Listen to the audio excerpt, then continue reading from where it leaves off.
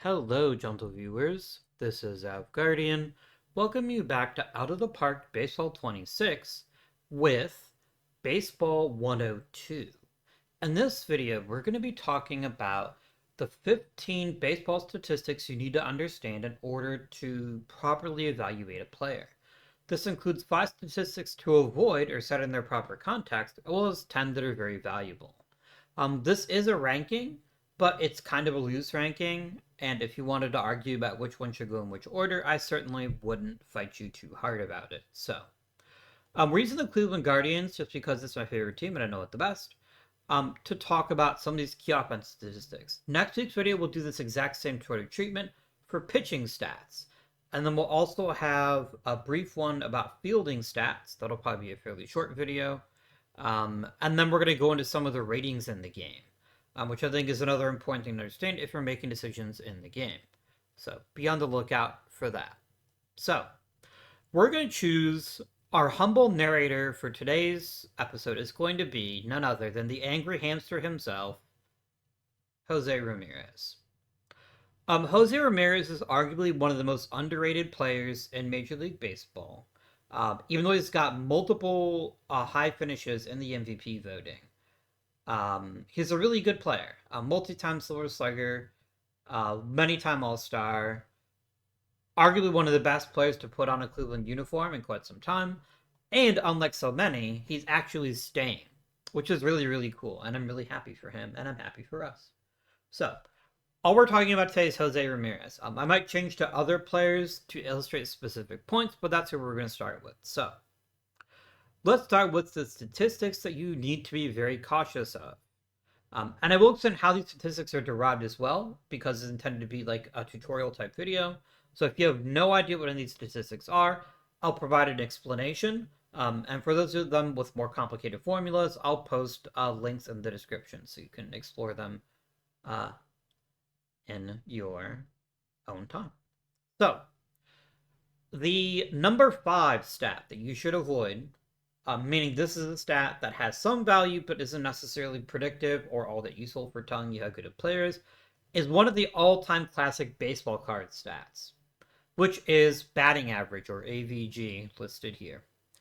Batting average is derived by taking the total number of hits and dividing it by the number of at-bats.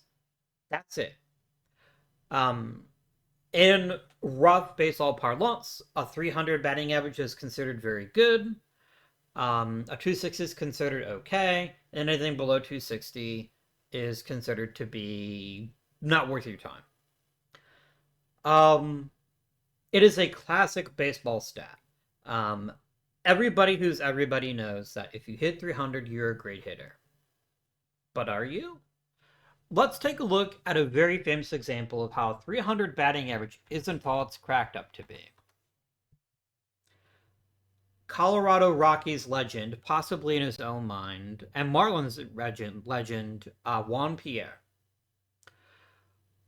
This is a guy who put up crazy batting averages year in and year out, but wasn't all he appeared to be.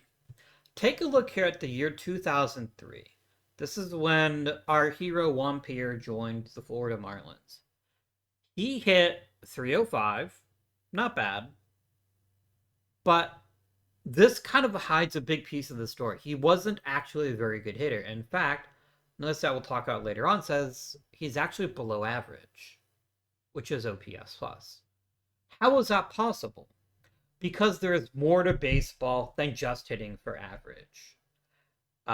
You have to be able to hit for power, you have to be able to draw walks, you have to be able to get on base. His on base percentage this year is actually pretty decent. He stole a lot of bases, and he played good defense, so it's like he was a bad player this year. But his offense is actually subpar. And that's why you can't just trust batting average. But let's look at a different comparison here. Let's say, I don't know, Jose Ramirez's season in 2024. He had a pedestrian 279. Does that mean he was a terrible player and Juan Pierre was brilliant? Of course it doesn't. Because there's more to baseball than batting average. It's an okay stat. I will certainly use it when making my own evaluations, but you can't leave it there. You have to look at the complete picture to actually understand, is this player good? Is this player not so good? I said this quote in the Friday series, and I still think it holds true in this one.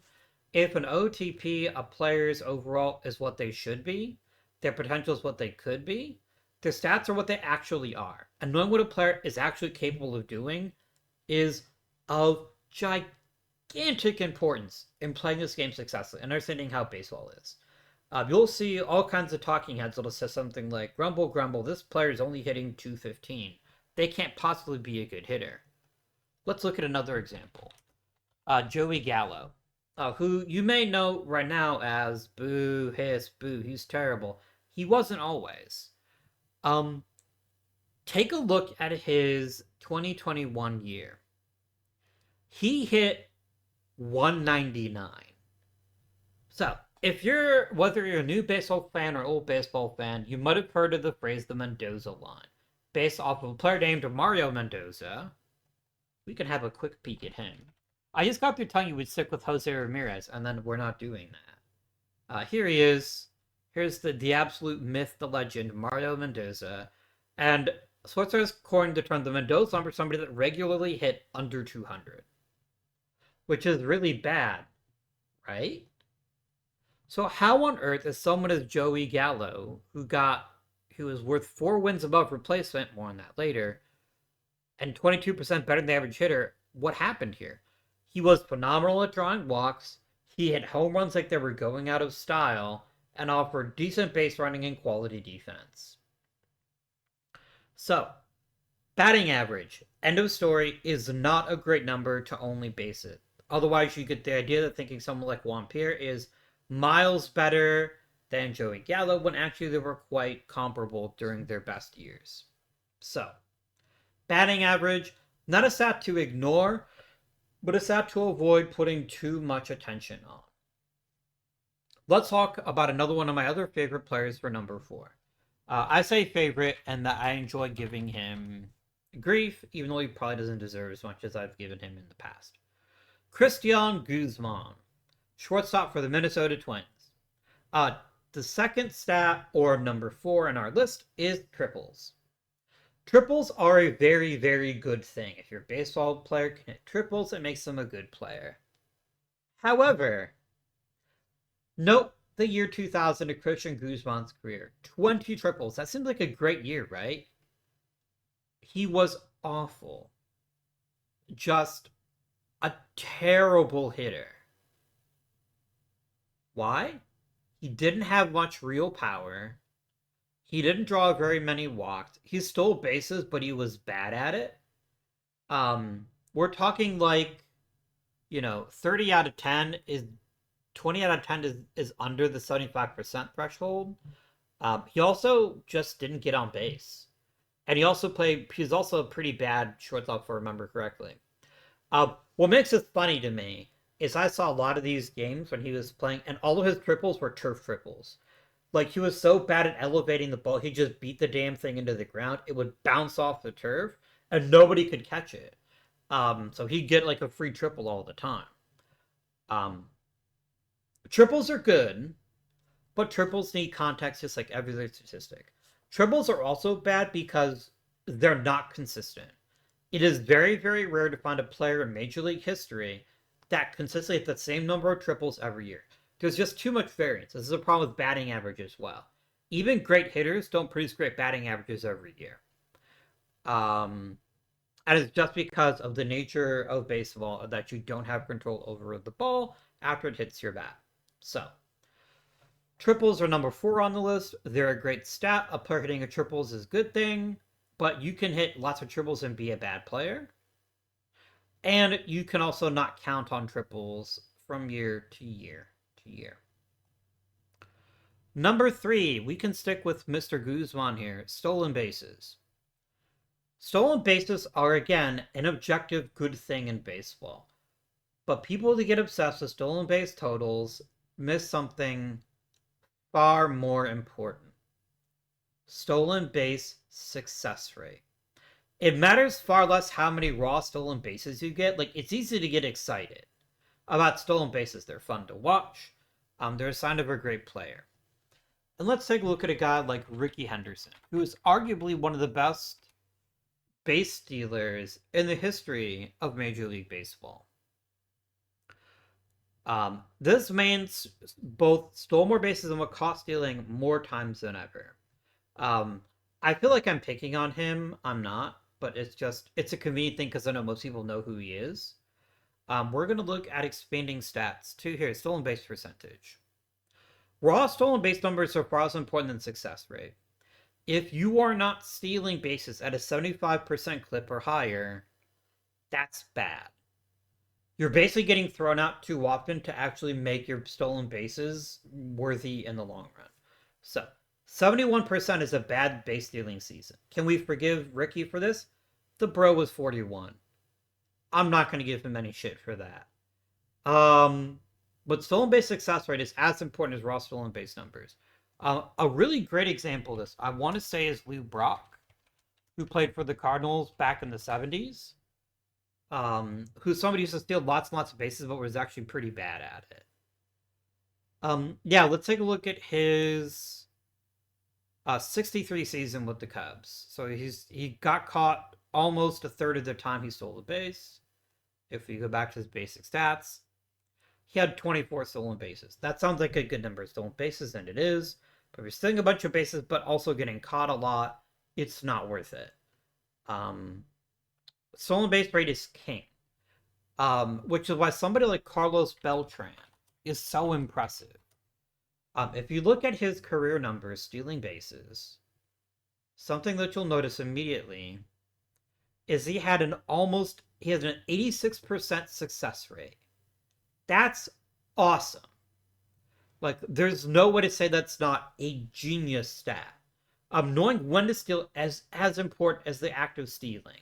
So somebody that has a really high success rate is as good as some of these guys that have like lots and lots of stolen bases because they steal all the time without any regard for whether it's a good idea to steal or not. If you steal enough bases, then it's your base laws that you'll be successful. You'll get on second or third or wherever more frequently. That doesn't mean you should be running constantly.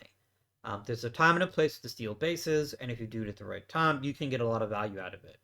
So, stolen bases, raw totals, and stolen base rate is one that I'm in favor of. Okay. The number 2 stat. I would go back and talk to our good pal Joey Gallo again. Let's look at Adam Dunn, because it's the exact same thing here. Conventional fucking wisdom would tell you that a player who strikes out a lot is a bad player. That is not accurate. Strikeouts are part of baseball. In a lot of ways, it is arguable that strikeouts are actually better than other ways to get because you're not getting other people out.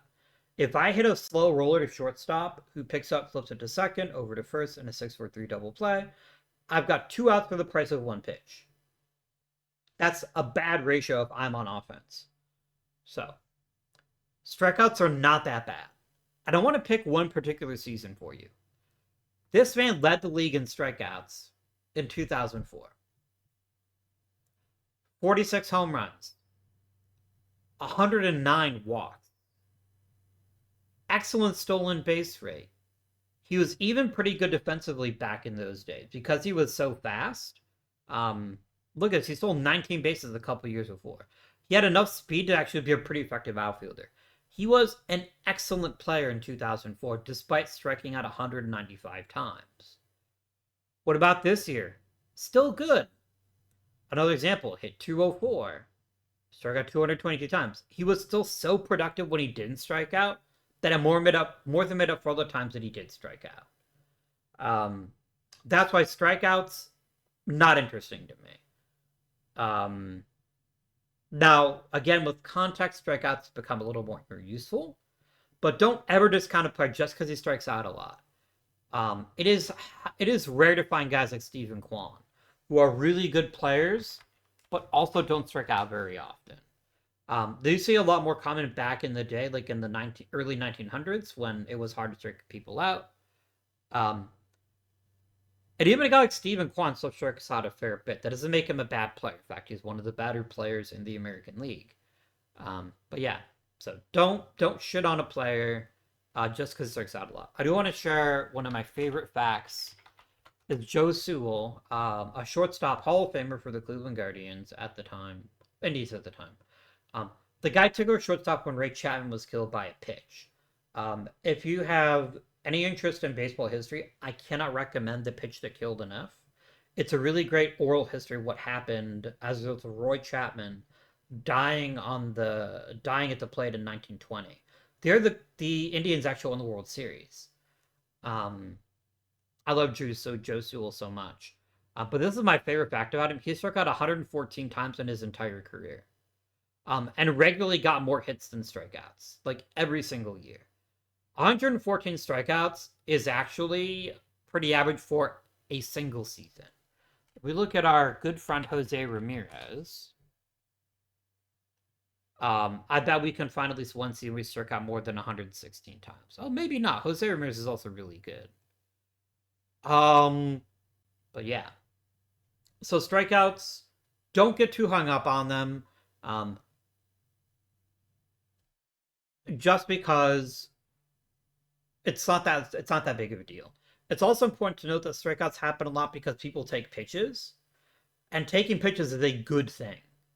Making a pitcher wear out his arm, even if you end up striking out at the end, taking 3 bullets out of the chamber is so useful. It's so valuable. That guy's like Jose Hernandez. We can have a look at his profile. Used to do first pitch swinging all the time. We're actually not very good players because they did that. We want people to see lots of pitches. Okay, let's see here. We want a shortstop. Jose Hernandez played for the White Sox. Not you. A lot of Jose Hernandez's in Major League history. It's true. Is it you? Yes. This is the guy I was thinking of. A big strikeout guy. Because he always just swing at the first pitch. That was his issue. But yeah.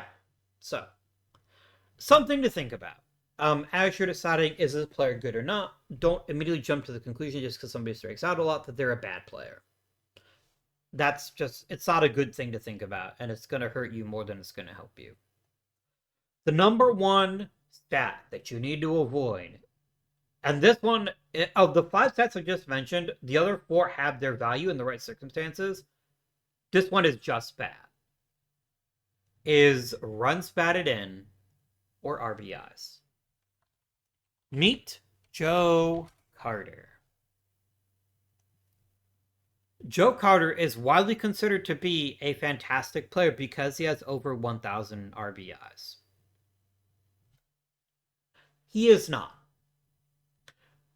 Joe Carter is not even in the conversation for the Hall of Fame. The fact, yeah, there are still people that stump for him because he got a lot of home runs and had a lot of RBIs. He was not a very good hitter. Okay, so what's the problem with RBIs? RBIs happen when, let's say, let's take advantage of the 1993 Toronto Blue Jays. Let's say that John Olerud was on that team, right? Was he on one of the World Series teams before he changed over to Seattle? I just want to see if John Olerud is a good example here. Yeah, okay. So John Olerud, who had an amazing year in 1993, got on base at a 473 clip, which is insane, is on base. He's gotten on first base. It's his job. Joe Carter, being Joe Carter, reaches out and cranks a double as hard as he possibly can, and John Olerud scores. Joe Carter just got an RBI. He just got credit for that. He drove the runner in. He gets a tick on his stat sheet, and he can feel good about himself. Well, maybe. The problem with RBIs is RBIs are a great measure of team ability. Let's take somebody like, I don't know, Christian Guzman of one of his bad years and put him in front of Joe Carter. And now this time, when Joe Carter swings the ball and hits the double, Christian Guzman just stops at third for whatever reason. Has Joe Carter done anything different? No. His contribution is exactly the same, but now he doesn't get the RBI through no fault of his own. On the flip side, you can build up ridiculous RBI totals by just playing on a team with really good hitters, even if you yourself aren't necessarily a top tier hitter. All you have to do is be on a good team. And these 90s Blue Jays teams were fantastic. They were really, really good teams. So yeah, I'm not picking on Joe Carter, calling him a bad player, but people think he is Hall of Fame worthy because of his huge RBI totals, and that's just silliness. There's plenty of years he got a bunch of RBIs that he didn't really. They didn't make him a good hitter. Look at 1997, 102 RBIs because the offense was still that good. He himself was a bad player. Like, this is a bad baseball player that is hitting poorly and should not have been playing as much as he was. A guy hitting 234, barely hitting for very much power, not making much effort on the base paths, is not somebody who should be starting every game. Hats off to him for durability. He wasn't very good. He was washed and did not deserve to be playing. But he got 102 RBIs, so some people try to argue with you. It drives me bananas whenever somebody tries to tell you, I think somebody's a good power hitter. Okay, what do you think? Because he got a lot of RBIs. Bro, different example. John Olerud's on third base now, and Joe Carter is at the plate. And Joe Carter hits what's called the sacrifice fly. He basically hits the ball out to the outfield. The outfielder catches it. It's really deep, we'll say. He catches it, so Carter is out. And Olerud scores. Guess what Joe Carter gets? He gets an RBI. He actually got an out. Outs are bad. Outs are a bad thing to do in baseball. But because it was a quote-unquote productive out, he gets an RBI. He gets to pad his stat sheet a little bit. Is that a bad thing? No, but he also could have gotten a hit and achieved the same result and kept the inning going. So, RBIs are my number one junk stat. They mean very, very little. A player on a great team is going to get a lot of RBIs. It's as much about where they bat in the lineup as how good they are at hitting. So, those are my 5. Let's recap. The 5 stats that you shouldn't offer a lot of weight to are in reverse order: batting average, triples, stolen bases, strikeouts, and RBI. What are the good stats? What are the stats that teach us a high quality thing about a player? Let's go back to Jose Ramirez. Let's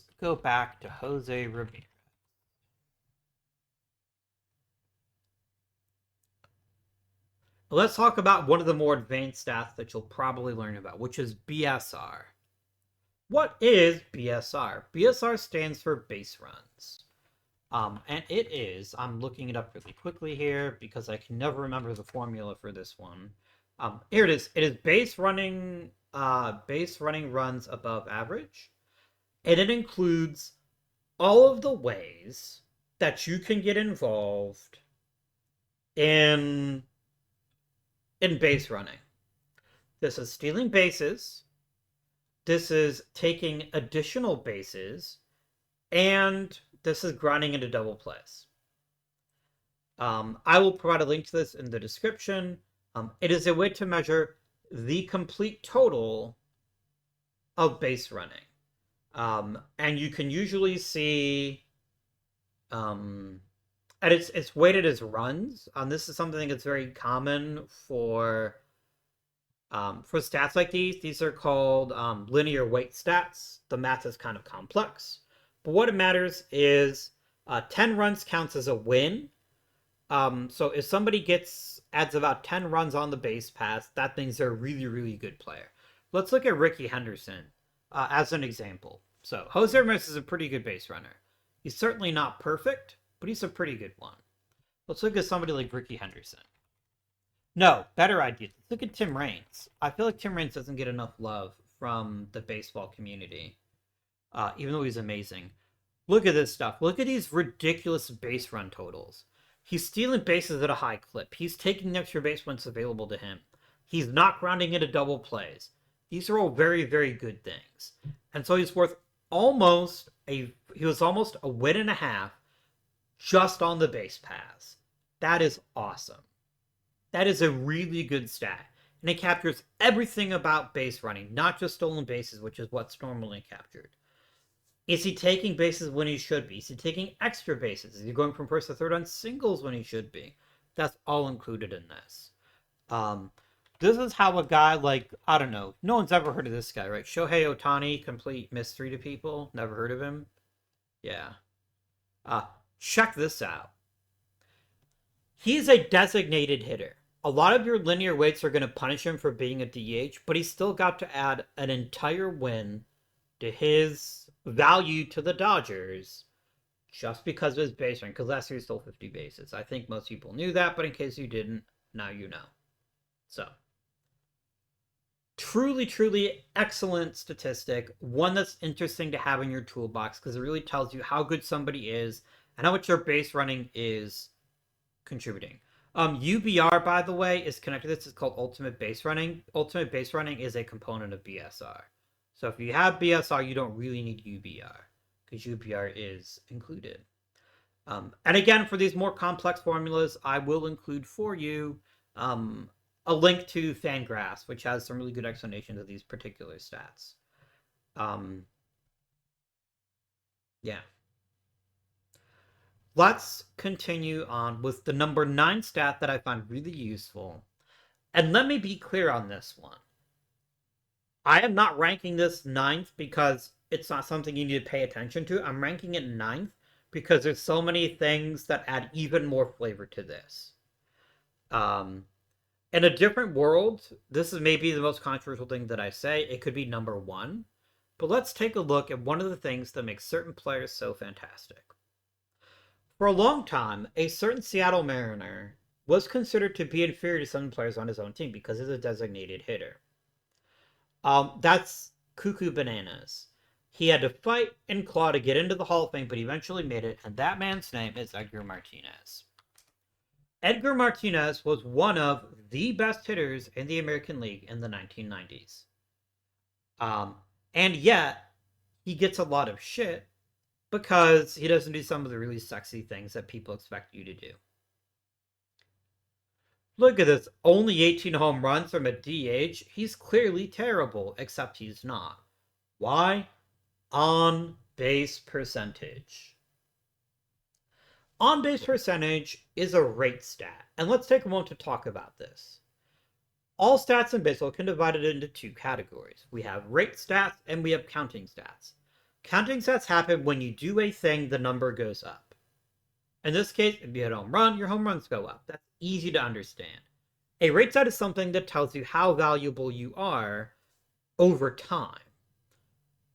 So somebody with a 405 on base percentage at any time is good. Like, that's a good on base. That's an excellent on base percentage. What is on base percentage?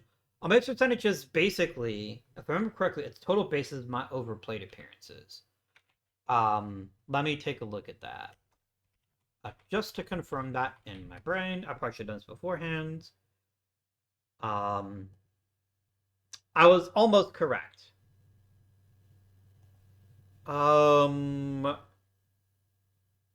It is times on base over plate appearances. That's what I was missing. It's times on base over plate appearance. What is the time on base? This includes hits, walks, and getting hit by pitches. That's what's included in on base percentage. And on base percentage is kind of the key of the new revolution of baseball. Why does it matter? Because it combines singles and your ability to draw walks. If you get a hit, you're credited with on base percentage. If you get a walk, you're credited. It actually incorporates walks into somebody's value and makes it see how useful they can be. So we all know like that a 300 is a good average, right? That's an average of a good hitter. A good on base percentage is something like 350 or 360 because it includes walks and hits. So this season by Edgar Martinez in 1995, truly astonishing. Truly, truly astonishing. This is an excellent, amazing, top tier all time season. It was really good because they got him based on a comically ridiculous clip of almost every single time he touched the plate, one of every two times. But look at somebody even more ridiculous. This is a name I know you know. Barry Bonds. This is fucking ridiculous. It is completely nuts that a guy who's 39 years of age is getting on base 60% of the time. If your on base percentage was ever set to 1,000, the best you can possibly get, do you know what your number one score would be for that game? It would be infinite runs. You would basically never make an out. You would be on base every single time. Was he roided up to the gills? Maybe, but steroids don't help you like know to not swing at a pitch. Steroids, I basically guess steroids make you so terrifying that people don't want to pitch to you, but the guy also destroyed baseballs he did get a piece of. So when I tell you in an OOTP that's always useful to get plate discipline up, this is why. On base percentage is so important that the fact it's only ninth on my list of most important stats is because there's other things that include on base percentage to make it even better. So, number 9, on base percentage. Number 8, OPS. What is OPS? This one's a little bit more challenging to pack, but I think we can get there pretty easily. On base percentage is OPS is considered on base plus slugging. That's what this is about. On base percentage is your ability to get on base. Slugging percentage is your ability to hit things that are not singles. And slugging percentage is calculated by, I believe it's total bases over plate appearances. I think that's what I gotten confused about. I'm pretty sure that's how it's done. Oh, total bases divided by at-bats, excuse me. It's not total bases divided by plate appearances, total bases divided by at-bats. So somebody who's really, really good at hitting for power is going to have a slugging percentage that is higher than OBP, and OPS just combines those two into one number. Somebody who has an OPS over 1,000 is phenomenal. But even OPS isn't perfect. But it's a nice overall number to look at. Let's come back to Jose Ramirez. Now, Jose Ramirez is not as good as Barry Bonds, unfortunately. I wish he was. But he's got some really nice OPSs. This is bad. 646 is a bad OPS, and we can see why. He didn't show very much power. In fact, in his early career, people thought that Jose Ramirez was a bust because he couldn't hit for power. And that makes sense here, right? His total bases certainly weren't anything special, so he didn't hit for much power. He did draw some walks. That's always a good skill to have. Never don't draw walks if you can. His average was okay, I guess. This is not a good baseball player. This is a great baseball player.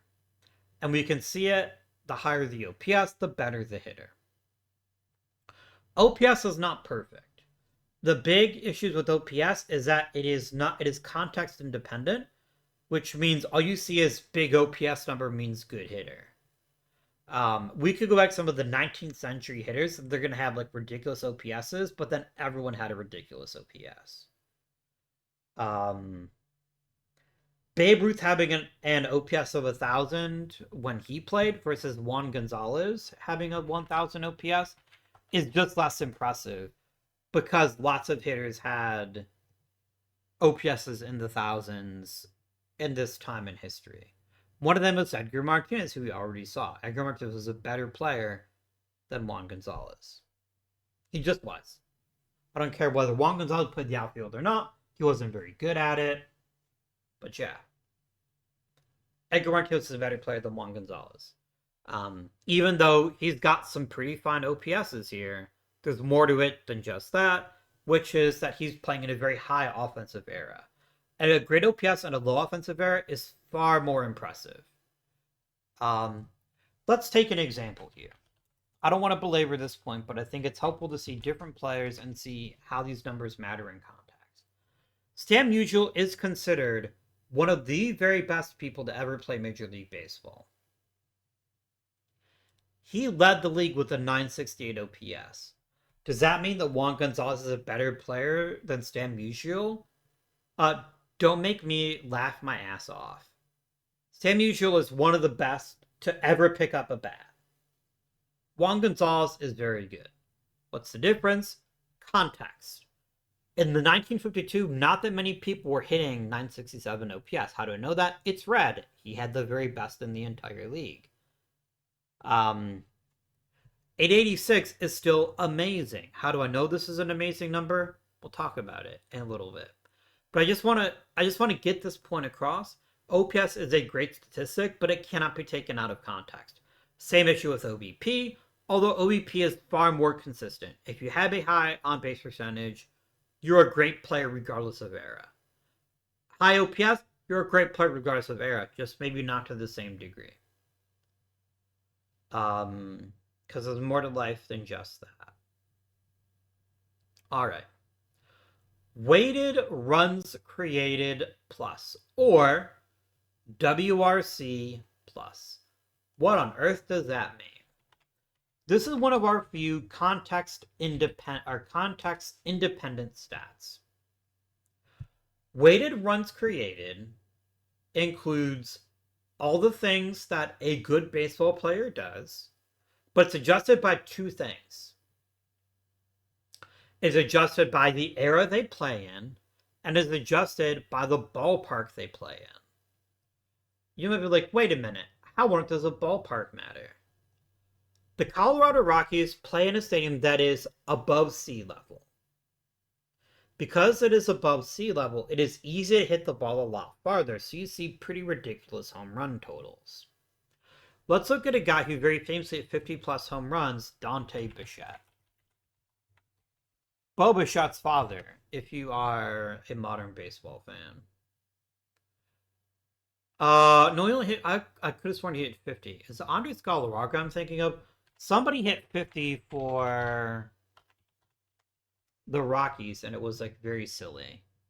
And people, and there's some context there that we need to consider. Is it Galarraga? Did he hit 50? He hit 47, close enough.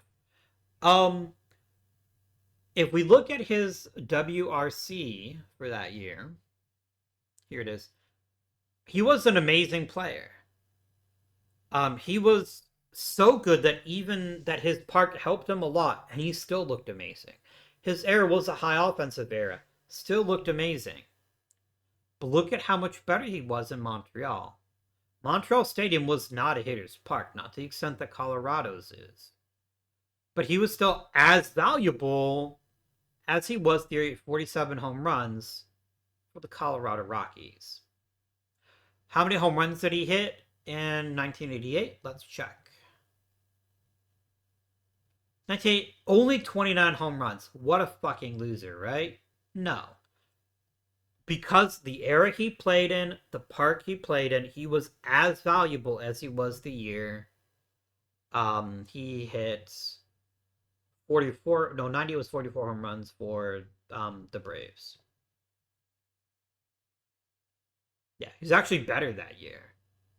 So it is so crucial to keep these kinds of stats in mind. A WRC Plus has a very complicated formula. But what matters is it's all based on 100. So, purely based on offense, somebody with a WRC Plus of 164 was 64% better than the average hitter in Major League Baseball.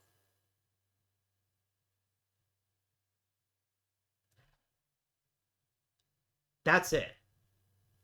That's what it means. So if you're at 100 and you're above 100, it means you're very, very good.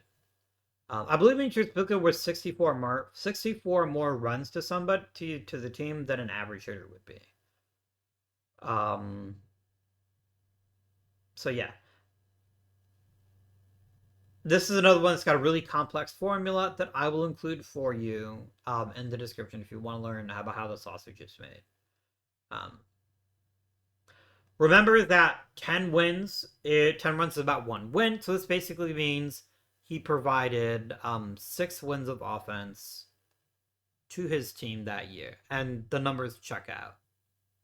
We can tell that by wins above replacement. So it tells you that's just offense now.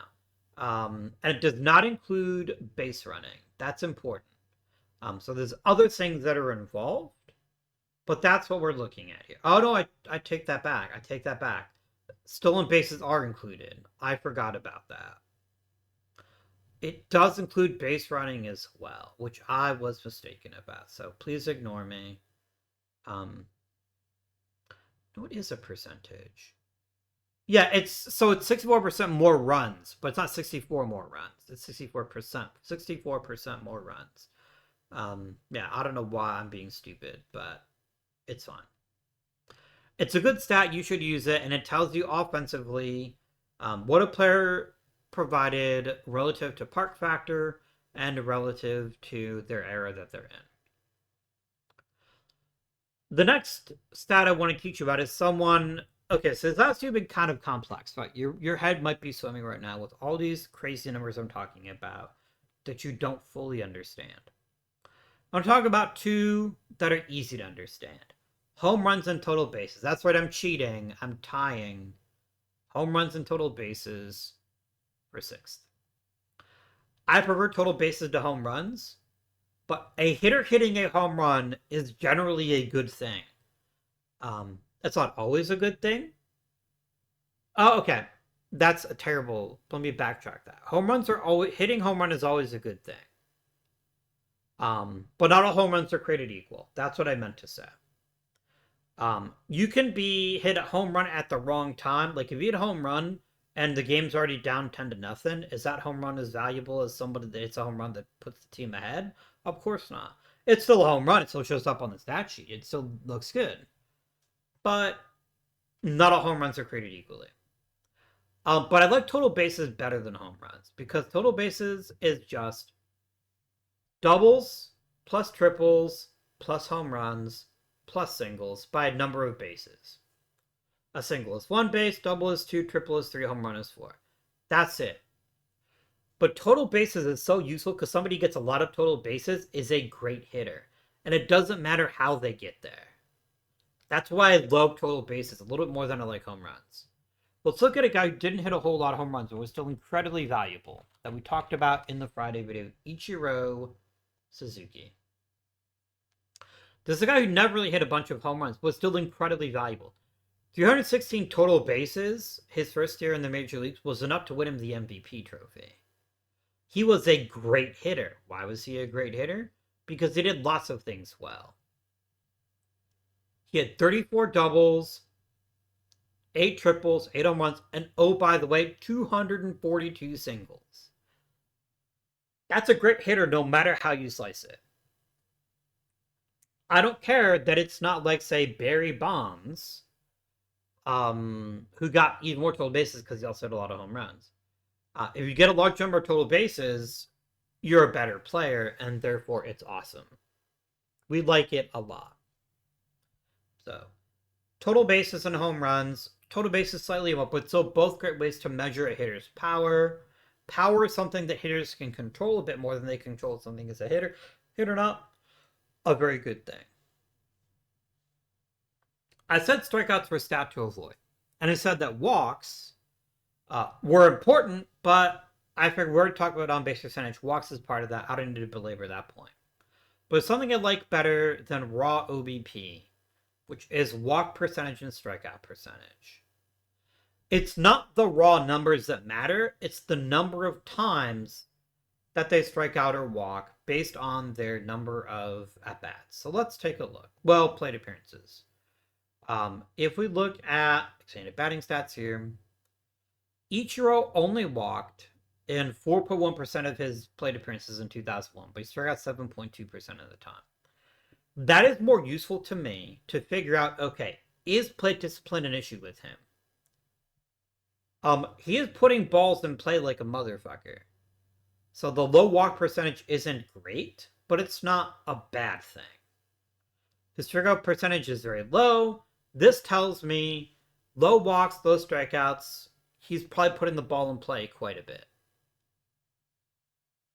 That's a good thing to know. If we look at somebody like Adam Dunn, for instance,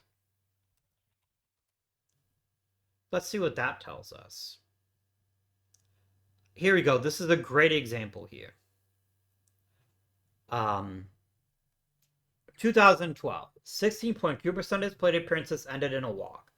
34.2% of his plate appearances ended in a strikeout. If we combine those together, 48.4% of his appearances ended in either a strikeout or a walk.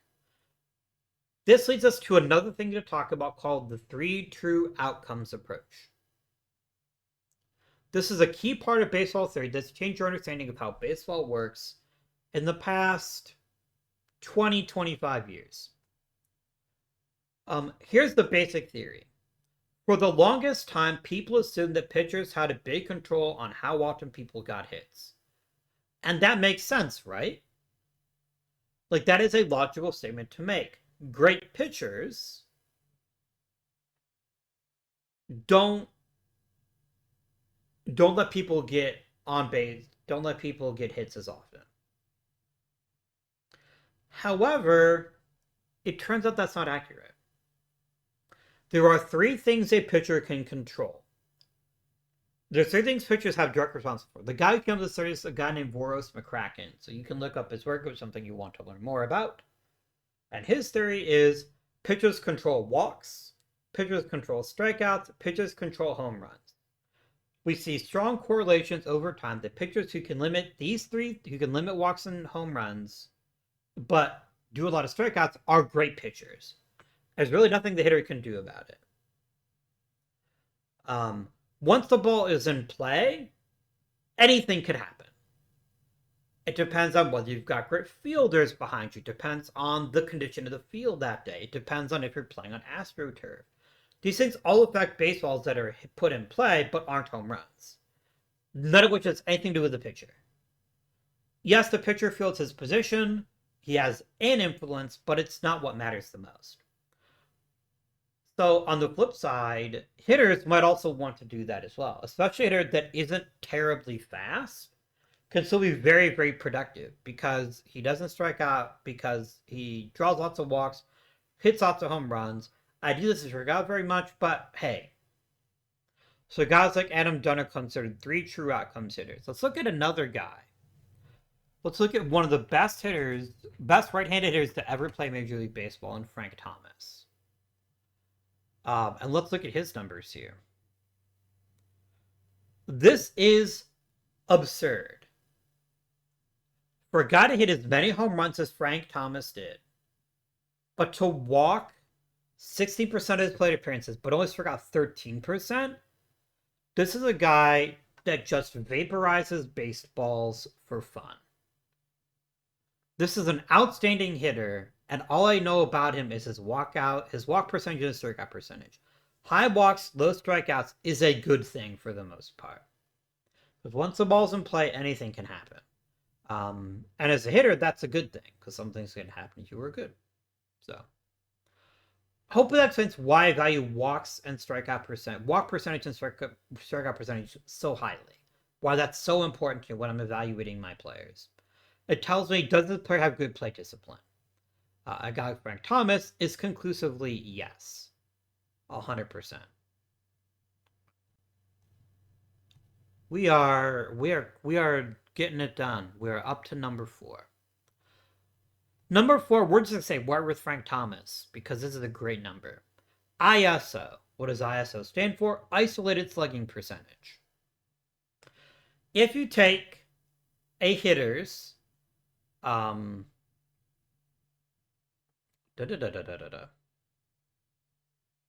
having a complete brain fart at the moment. I beg your indulgence. Okay.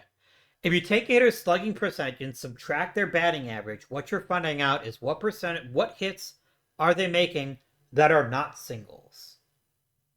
That's what isolated slugging percentage is, or ISO. It is the truest measure of power. Why do I like it better than total bases? Because it's a rate statistic. I can tell that somebody's hitting for power even if they don't have very many at-bats. So to give you an example, this 124 is bad. This is an example of a guy who's hitting mostly singles. A guy that's hitting 376 is hitting lots and lots of power. He's hitting doubles, triples, home runs. It doesn't tell you what kind of thing he's hitting, but it tells you he's hitting for a lot of power. And there's lots of ways to create power in a Major League Baseball game. You can hit home runs, you can hit triples, you can hit doubles. All these are good events. Isolated slugging tells us how good they are at it. This is ridiculous. 376 is a ridiculous isolated slugging. It is also possible to have an isolated slugging average that is pathetic. Hi, Juan Pierre. I feel so bad for picking on him. I'm sure he's a lovely human being. I've never met him before. But there's this time when I had a friend who was a big fan of the Rockies, like, Juan Pierre's so great. Look at this shit. Look at that. What does this tell me? He's only hitting singles. All this guy is hitting is singles. And if I look at his 2000 season, if I look at his basic stats, 2 doubles, 200 at bats, 2 doubles. That is what we call a bad hitter. But you're like, but Abby, he hit 310. Yeah, bad hitter. He's on a base range of 353. I'll give him credit. He got on base. Clap, clap, clap, clap, clap. Bad hitter. Look at his stolen base percentage. I'm picking on a rookie, but I'm doing it to illustrate the point. Why I don't trust batting average. Because there's guys like Juan Pierre in 2000 that are just not very good. Even though some of their numbers are superficially quite impressive. That's why I don't necessarily guarantee on-base percentage is always going to be great for you in every situation. All right. That was number 4 on this isolated slugging. Let's stay with Juan Pierre and talk about OPS plus. Just like WRC plus is weighted runs created adjusted for park and era, OPS plus is OPS adjusted by park and era. I like it a little bit better than I like WRC, even though it doesn't include base running, because it doesn't include base running. If all I care about is how good are you hitting baseballs, OPS plus is more useful to me. WRC plus tells me how much more valuable you are as a player, but OPS plus tells me how good you were at hitting. Let's look at Barry Bonds. Some of this stuff is ridiculous here. Barry Bonds was almost 3 times better than the average Major League Baseball player in 2002. Is there anything important he did in 2002? 46 home runs. That's right, it's on both screens, isn't it? Yeah, it is on both screens here. Notice, better than the year he hit 73 home runs. He was a better player because of his comically oversized walk rate.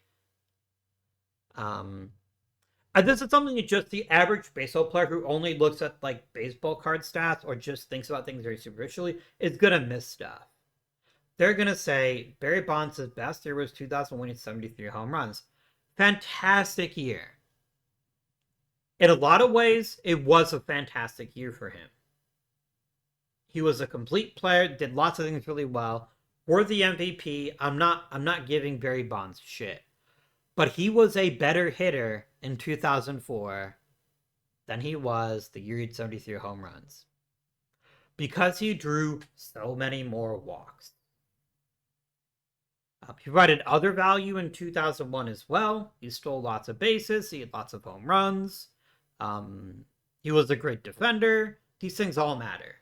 But purely offensively, everything else set aside.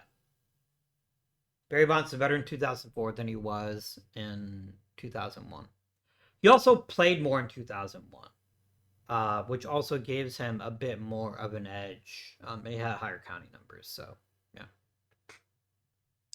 That's why I value OPS plus so much. Let's talk about one more complete offensive statistic that I also quite like. WOBA. I like to call it WOBA. You're going to hear me call it WOBA. The big value of WOBA is it includes all the ways you can possibly reach base. It includes walks, singles, doubles, triples, home runs, and being hit by pitches. And it also discounts things like sacrifice flies.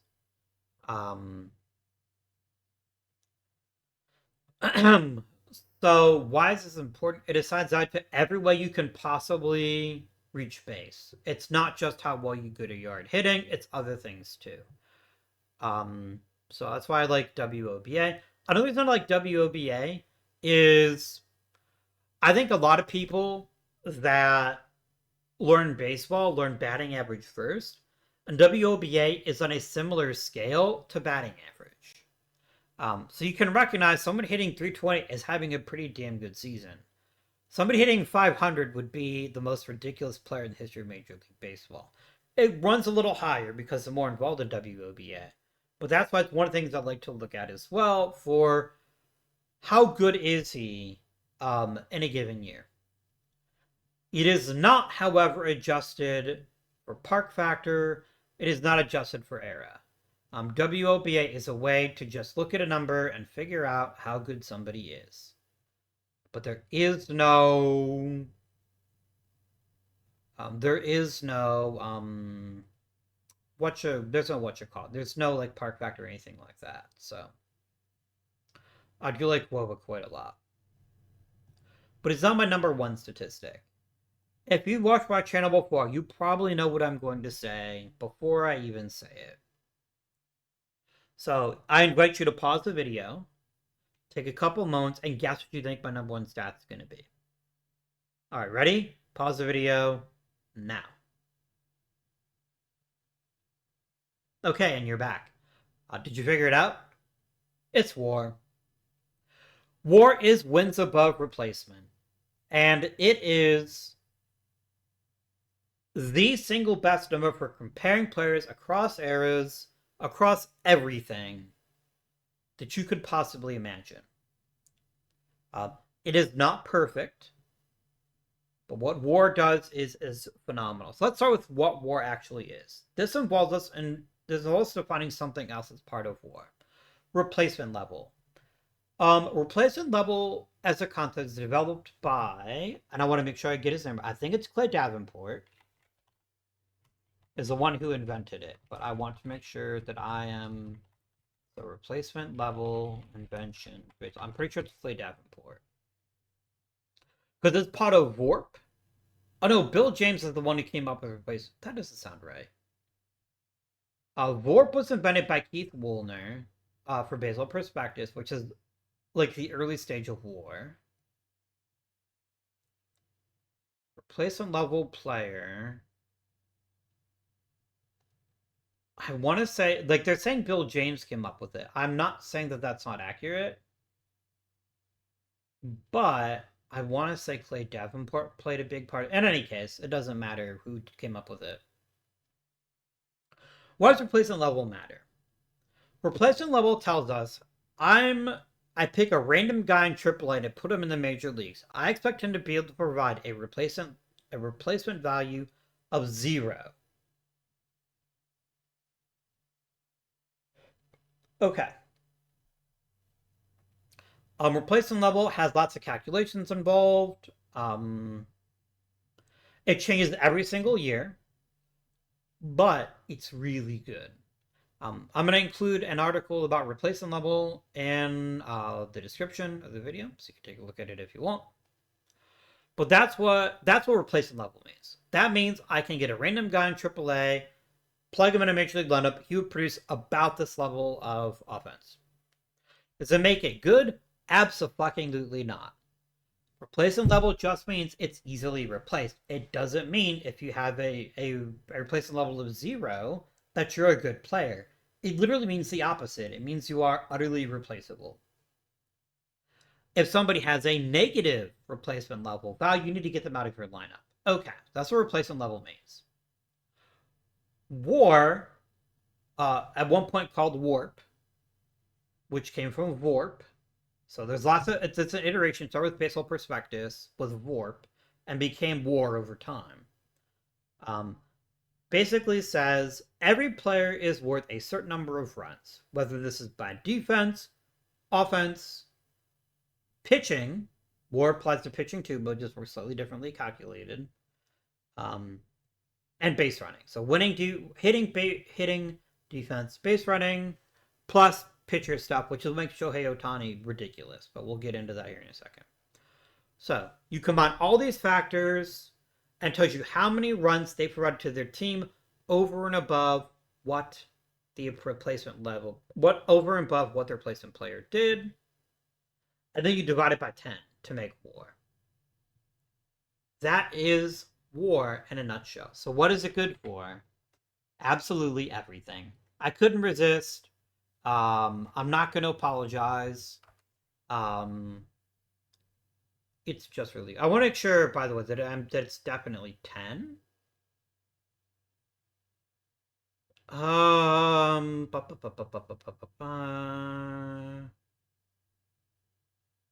I'm pretty sure it's roughly 10 runs per win. So this tells you if I have Barry Bonds, I'm a lucky guy. I have Barry Bonds in 2001. I expect to win 12.5 more games than I would if I didn't have Barry Bonds. If instead I had Joe Bob McBaseball guy, who is just replaceable. He just exists. He produces oxygen. Is capable of picking up a bat and a glove and not, like, I don't know, punching himself in the face with a bat. It's also have negative WAR. If your player has negative WAR, he needs to be off your team as fast as possible. What I love about WAR is it is holistic. It includes all the aspects of the player's contributions. You can be an amazing player and have a high WAR even if you're a bad hitter. Let's take a look at that. Ozzie Smith, the Wizard of Oz. One of the very best shortstops in the history of Major League Baseball. Take a look at 1991. On base percentage, OPS not very good. Well, 19% better than the average hitter. Not that bad, actually. Fantastic base stealer. Amazing defender. One of the best of all time. Maybe the best. It depends on your perspective. If I just looked at his hitting, I'd be like, this guy's a bad player. He's not that good. But check that out. Let's consider somebody else. Let's consider somebody that's often compared to him, Omar Vizquel. Look at Omar. He doesn't have a single season of 5 WAR his entire career. Even though superficially, higher on base percentage, he must be better than Ozzie, right? Well, maybe not. He hit for 333, which is amazing in any era. You know, clap, clap, clap, clap, clap. He got on base. He had a decent bit of power that year, which is unusual for him. Yeah. He hit 14 home runs 3 years later and was actually a worse player. Why? Because he didn't draw as many walks, he wasn't as good at stealing bases, and he didn't play defense as well. So this is what I love WAR. It is not a flawless stat because the big Achilles heel of WAR is something called, it's a counting stat. It is a counting stat. Let's take a look at somebody that suffered. I'm trying to think of a hitter. Byron Buxton.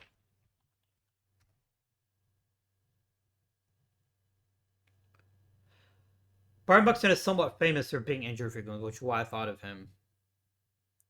Was Byron Buxton a good player in 2020? Look at WAR, it looks like he sucked. Oh. Byron Buxton almost provided a full win above replacement in 39 games. Remember, Major League season 162 games. 39 games. And he put up ridiculous numbers in that one season. 13 home runs in 39 games is absolutely fucking nuts. The man, he had to crush baseballs, home runs, doubles. I look at a rate stat like isolated slugging, but it's going to look ridiculous for his 2020 season. That's really good. He was an amazing hitter. He was a great player that year. But purely by WAR, he looks like a scrub. Let's also what happened in 2020? Oh, that's right. This thing called the pandemic. That happened. I was talking about 2019, but the same thing applies here. So, that is the only weakness of WAR. You have to consider it in context. But as long as you consider that in context, it's really important. It does penalize players that aren't healthy. Somebody once said the most important ability is availability, and that's something I truly believe in. Is it entirely your fault if you get injured? No, but there's things you could do to mitigate injury, and you either can't or won't do them, and so you suffer as a result. That is my top 10 list. Those are the 10 stats I found the most useful. I'm going to go over those one last time just so you get the full list. Base runs number 10. On base percentage number 9. OPS number 8. WRC plus 7. Home runs and total bases 6. Walkout and strikeout percentage. Walk percentage and strikeout percentage number 5. Isolated slugging number 4. OPS third. OPS plus third, excuse me. WOBA second and WAR first. But every stat, except RBI, is a useful stat at some specific time to tell a particular type of story. And once you start talking about how to evaluate players in a holistic manner, you always have to have that necessary context to understand, is this player a good player for what I'm trying to accomplish with a given roster spot? So, I hope you enjoyed today's video. I hope you learned a lot. If you want to learn more, again, there are links in the description to some of the more esoteric concepts. Next week, we're going to be talking about pitching statistics. So hopefully you're looking forward to that. But until next time, this has been Guardian. Please, if you have any questions or want to even share your own list in the comments, I welcome you to do so. Like and subscribe. Click that bell if you want to get new video notifications each and every Monday and Friday. And until next time, this has been Guardian. Thank you for watching, and I bid you good day.